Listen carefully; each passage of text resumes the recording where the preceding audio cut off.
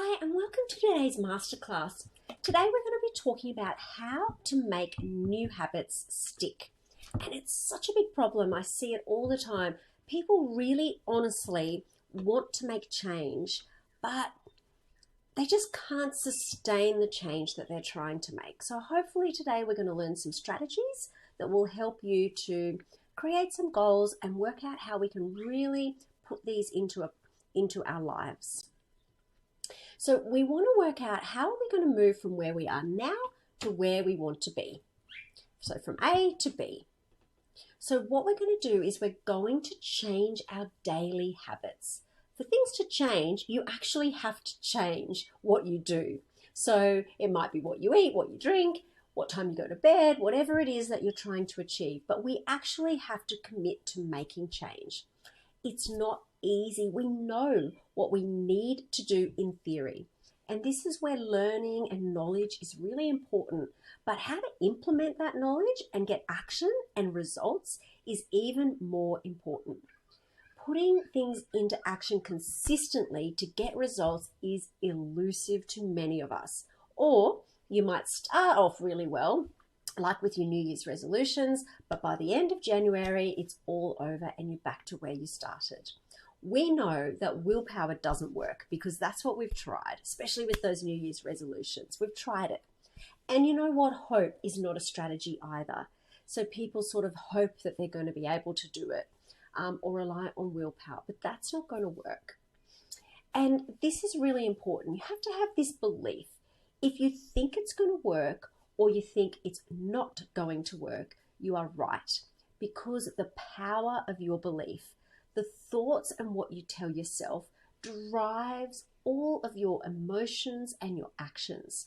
So you have to really look deep in and make sure that you really honestly believe in what you're trying to achieve. So why do we not change? Sometimes it's fear, the fear of it not working, not having enough time, wasting your time trying. Sometimes it's the fear of it might trigger a migraine attack. So this is really common with exercise. So have a think about things that you've maybe self-sabotaged. Was there an underlying or a deep-seated fear there? And if you can get to the bottom of that fear, that will help if we can break that down to move on and get the change that you're looking for. Now, I love this. What is fear really? False evidence appearing real. So that's something to think about. It's the thoughts that we have. So remember that.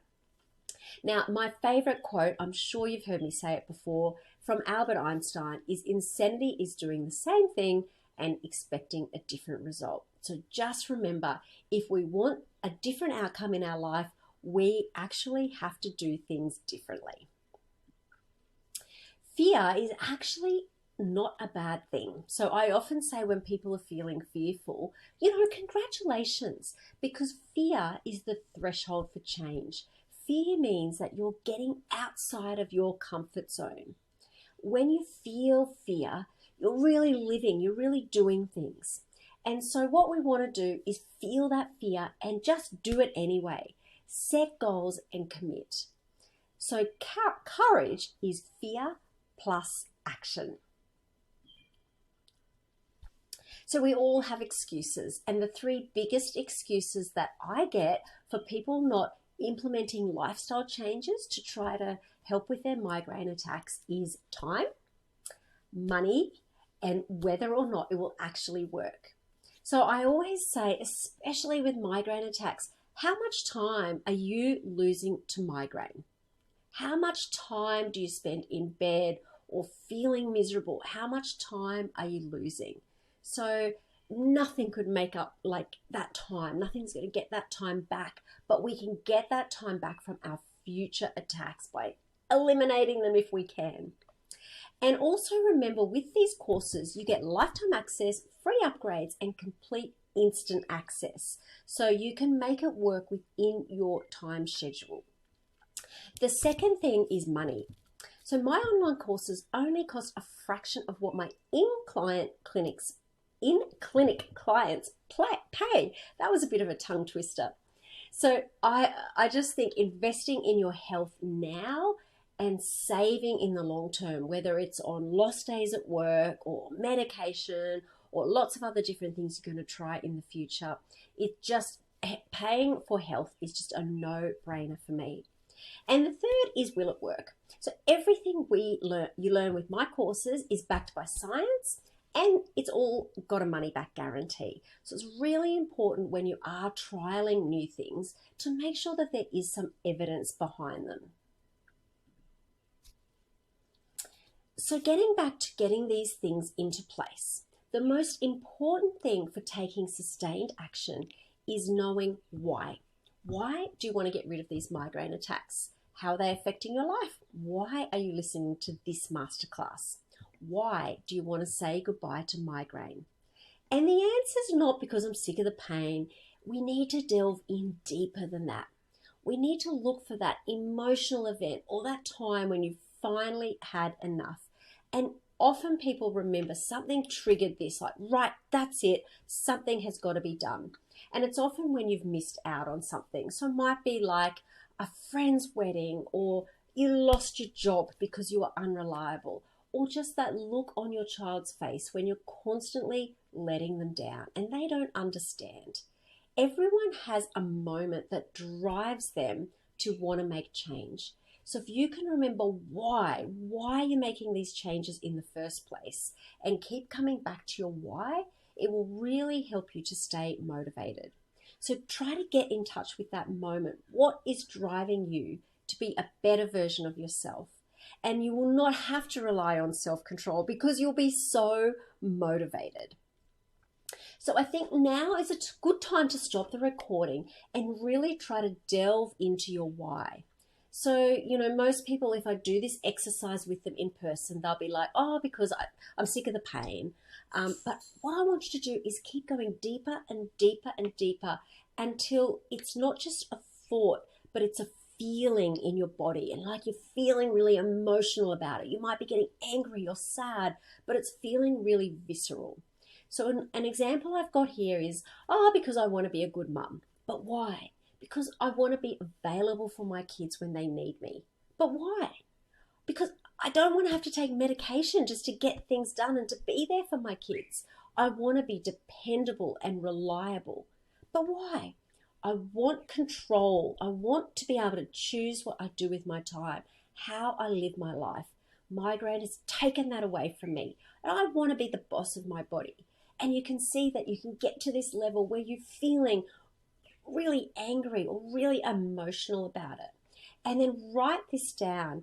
And when you're finding that you're losing your way or you're forgetting to implement your strategies, come back to that piece of paper that you maybe stick it on the fridge or on your bathroom mirror or bedside table or something that you see every day, just to remind you why you are making these changes.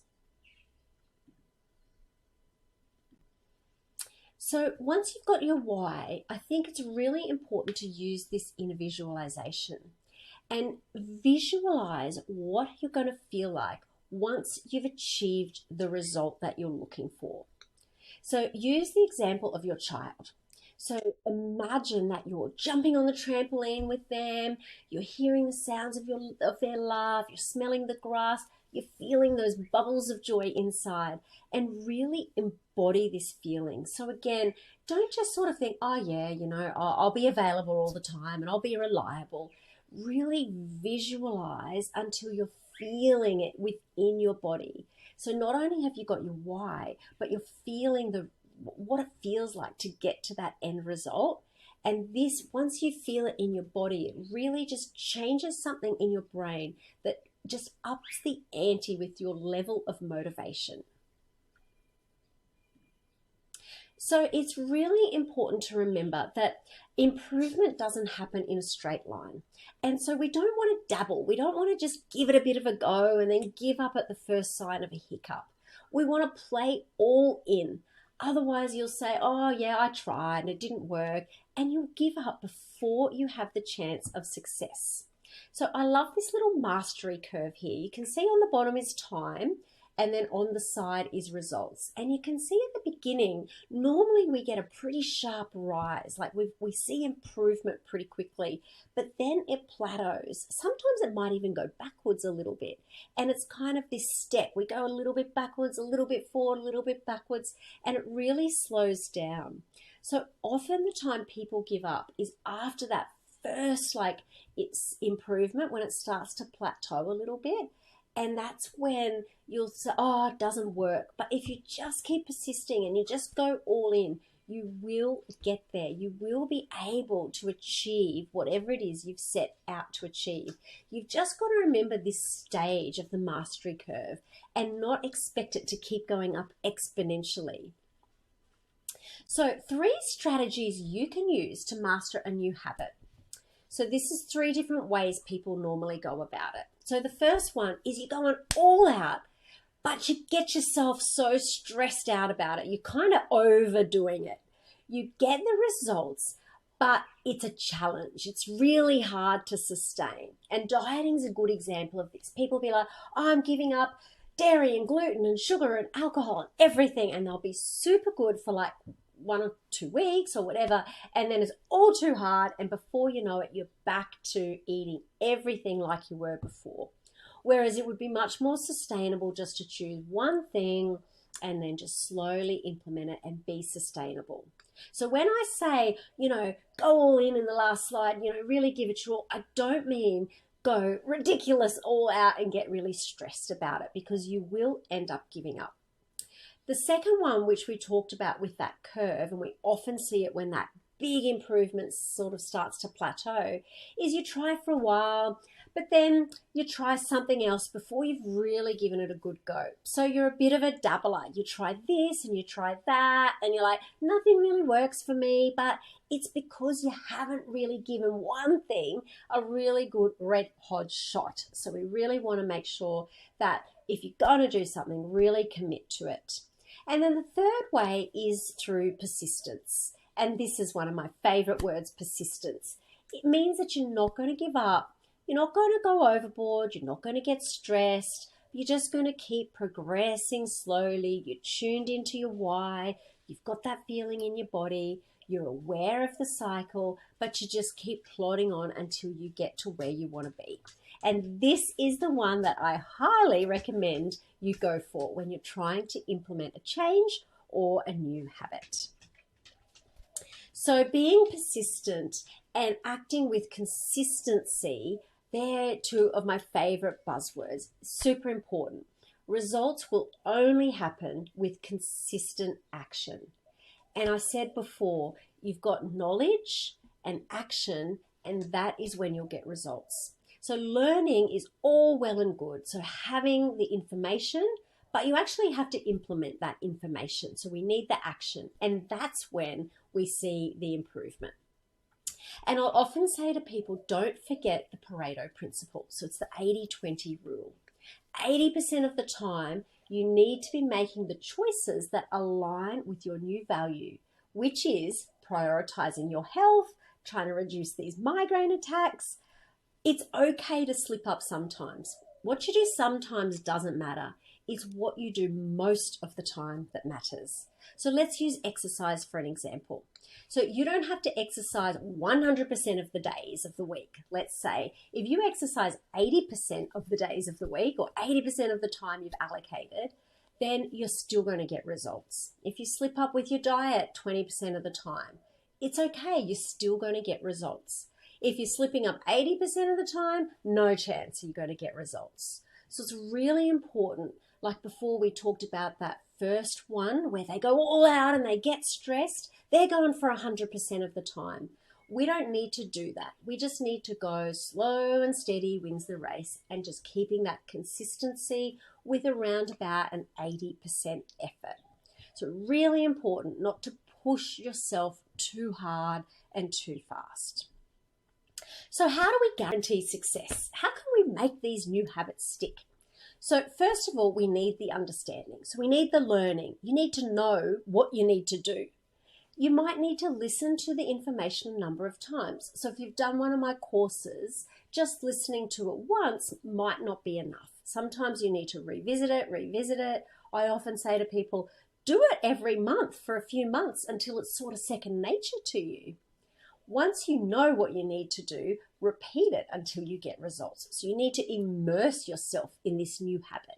Repetition is the mother of mastery. So remember that 80% of the time, being consistent with your actions. The second thing we've already spoken about, having that emotional connection. So visualizing your outcome, repeating your habits so you're starting to get results, and you'll associate pleasure with your action. You're visualizing and you're feeling the freedom from migraine. And then when you get pain, you're associating pain with your failure to act. Then you will act. You'll do it because you want pleasure more than you want the pain. And the third thing is repetition. So physical mastery comes with repetition. And we know this with our elite athletes. They don't just go and, be able to throw the basketball and get it in the hoop every single time, just like that. They do it over and over and over and over and over again, whatever sport it is, but anything in life. Repetition is how you work towards getting mastery. So with repetition, we actually get a bioplasticity reset. So our body is always changing. We're growing, we've got cells dying, growing, renewing, muscles building. It's always in a constant state of evolution. And so what we do, whether it's our actions or what we're eating or how we sleep, affects what our body's like tomorrow and the next day and the next day. So if we use the athlete example, those muscles are getting stronger and those coordination, the nerve pathways are getting faster, and then they just get better and better and better. And that's what bioplasticity reset means. So repetition, super important. And things become automatic and the change becomes the new you without even thinking about it. So learning to drive a car is a great example, or learning to ride a bike. Remember when you first learnt to ride a bike, your mum or dad probably ran along beside you holding the bike. You couldn't even go in a straight line. Now you could just jump on a bike, even if you haven't been on that bike for 5 years, because that's ingrained within you. So repetition is the key to, success. So just coming back to this curve, I just want to remind you that first bit is so inspiring and it's fun and you're really motivated because you're getting that rapid improvement. But then it gets harder to sustain when that improvement slows down. So it's really important to go into it, understanding this curve and knowing that is going to slow down. Every success has failures. You might go backwards, but don't give up. Actually, failure is the key to success because it forces you to become more resourceful. So always check in on your mindset, check in on your why, and keep moving forward. The more consistent you are, the faster the results will be. So if we think of that Pareto principle and the 80-20, if for you it's more like a 60-40, those results are going to take a long time to come. You might be more of a 90-10 person, so you might get there a little bit faster. But remember, if you go to 100%, you're probably going to burn out and stop. So sticking around that 80-20 and you will get there. So the difference between hopes and dreams and success. So remember what I said in the beginning. Hope is not a strategy. Dreaming about change is not a strategy. Success only comes from action. So commit to this action. Schedule in your daily practice and soon it will become a habit. Habit equals success. To dream it feels good. To plan it makes it feel possible. But to schedule it, it's real. It's happening. You're going to do it. Now, the power of patterns is interesting. You can use patterns to accelerate your results. So recognizing past patterns will allow you not to get overwhelmed or emotional when your results dip. So like we said with that curve, and I love this one, learning to walk is a great analogy. So when you're a little baby, your mum's like, come on, walk over to me, and you might take a few steps, but then you'll fall over. Well, you don't just go, oh, I gave it a go. I tried walking. I fell over. It didn't work. I'll try something else. You get back up and you do it again and you do it again and you do it again and again and again until you master it. And that's what we need to do.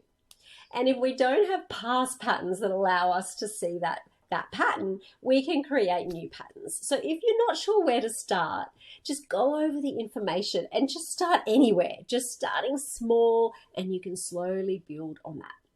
Habits are just behavioral patterns. They're things we do over and over without actually consciously thinking about them. So if you want a good example of how habits rule your life, try looping your belt in the opposite direction to what you normally do, or something like that. Brushing your hair the other way, cleaning your teeth with the other hand, something like that. Our habits are built upon highly efficient pathways in our nervous system. And without habits, our brain would have too much work to do.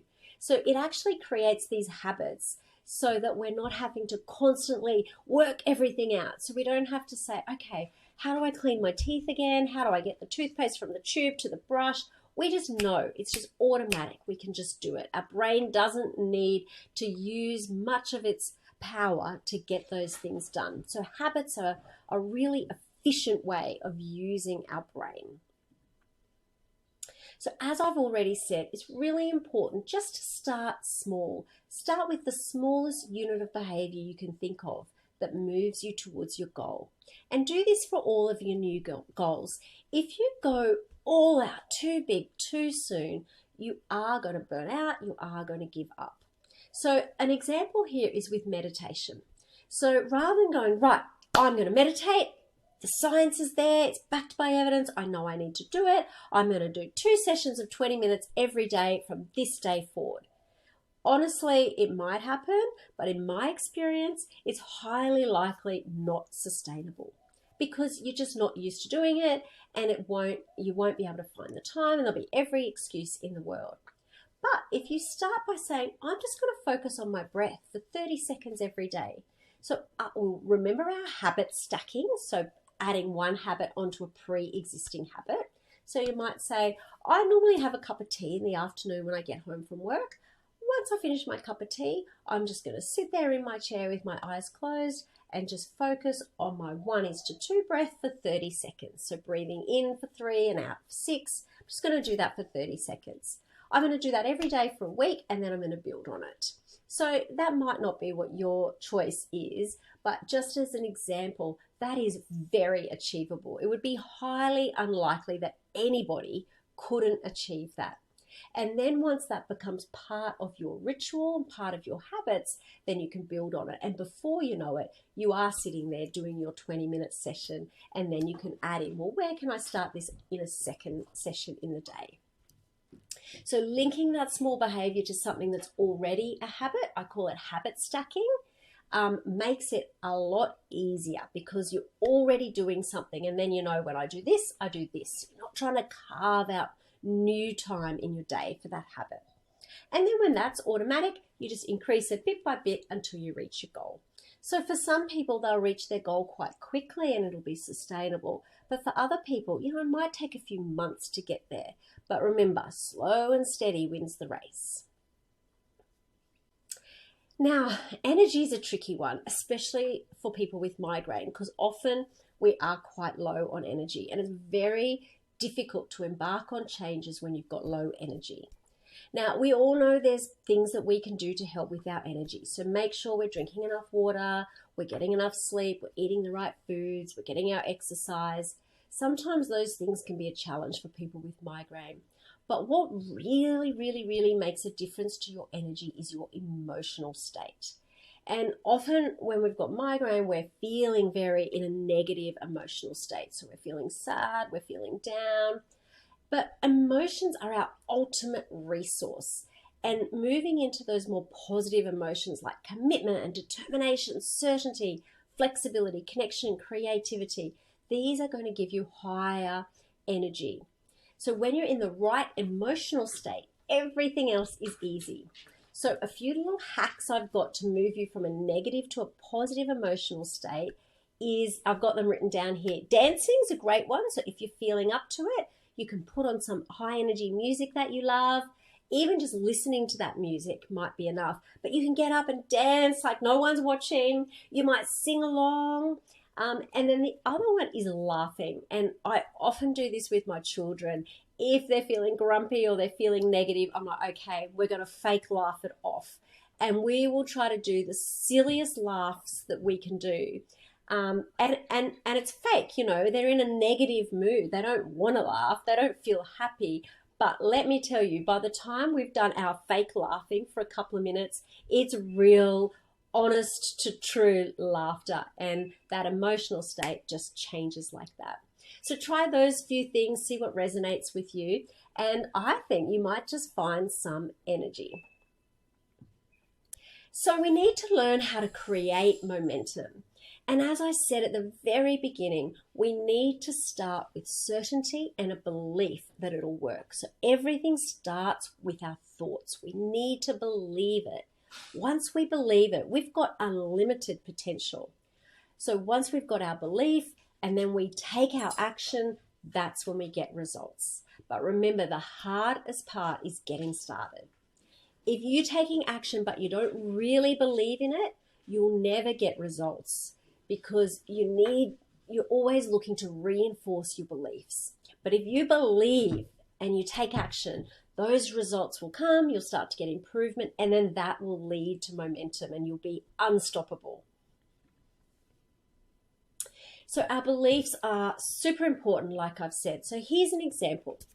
If I believe that I can never be a good piano player, I might never take lessons. Or if I do, I might not really practice because I think it's a waste of time. And therefore, I won't become a good piano player. And my belief has become a self-fulfilling prophecy. So we have this cognitive distortion called confirmation bias.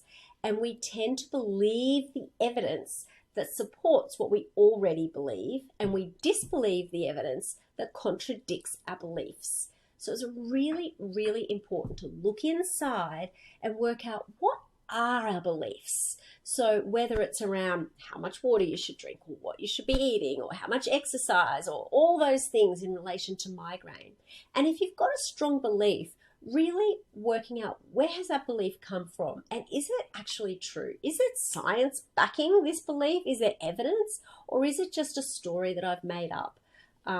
So really interesting to work out what our beliefs are and just to be aware of them. Some of our beliefs serve us, but many of them don't. So let's say you recognize an idea that doesn't serve you. So for example, I can't get into shape. I can't exercise. And if this is the case, you'll present yourself with a boatload of evidence to back it up. So first recognize that you weigh that evidence so highly because it's a pre-existing belief. So we've got to change that belief. And then first what we need to do is choose an alternate, more empowering thing that you want to believe. So in this case, we'll say, I can exercise, I can get into shape. Now we're going to notice every piece of evidence you can find to support that belief. We're going to write it down, we're going to review it, we're going to read over it, we're going to add to it. And maybe it's things like I can easily drink more water. Maybe it's when I watch what I ate, I lost 5 pounds or 5 kilos when I was younger. So challenge yourself to dig deep and find and place emphasis on evidence for a new belief. So a really good example here is exercise with migraine. People are, I can't do it, it gives me I have an attack. And that could very well be the case, but it might just be the type of exercise that you're doing. So you might look and go, well, there's all these other people with migraine and they can exercise. So maybe my belief isn't quite right. And then we're going to look at, okay, well, what other types of exercises can I do? Let me try to do this and you don't get a migraine attack. And certainly now you're challenging that belief. So it's very uncomfortable for our brains to hold on to competing beliefs. It's what we call cognitive dissonance. So the one you feed, the belief that you feed and keep giving proof to is going to win out in the end. So we need to have a vision of what we want. We need to feel the results in every cell of our body, feel it with our emotions. We want to create those results in our mind through visualization. Our mind doesn't actually know the difference between what is real and what is imagined. and then we can work on this bioplasticity reset. So start with your beliefs. When you have certainty, you can tap into that unlimited potential, and then you can schedule your action, make it non-negotiable. Do not put it in pencil that you can rub out. Put it in red biro. Be persistent and consistent with your new habits, and before you know it, you will get the results that you're after.